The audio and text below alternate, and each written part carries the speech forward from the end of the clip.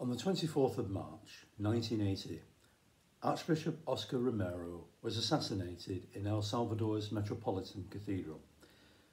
Romero had become a thorn in the side of the government, regularly speaking out on behalf of the poor and oppressed. He'd made many enemies.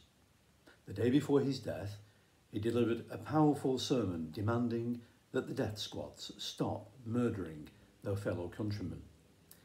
The next day, as he celebrated Mass in the hospital chapel, a sniper opened fire and delivered a bullet straight to his heart.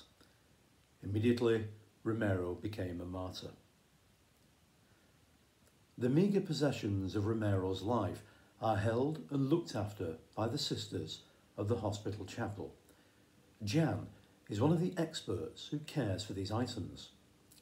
One day, she was checking Romero's black woolen trousers for signs of mould, but then she found something quite different.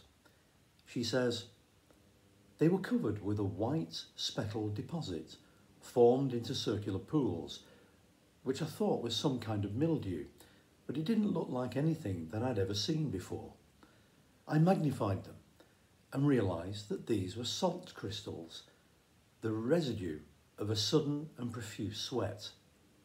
Eyewitnesses at his last Mass said that Romero suddenly flinched, having seen the gunman at the door of the church. It appears that his body reacted and sweated heavily. One cannot help but think of the Garden of Gethsemane.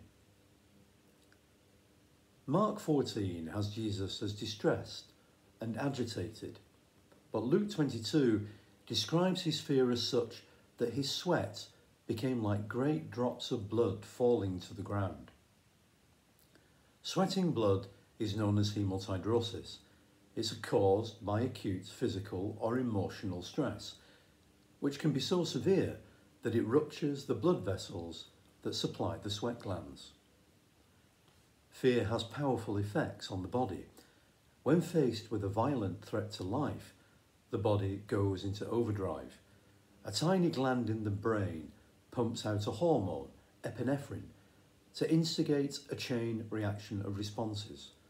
The heart pumps blood, lungs take in more oxygen, pupils dilate, and sweat covers the skin.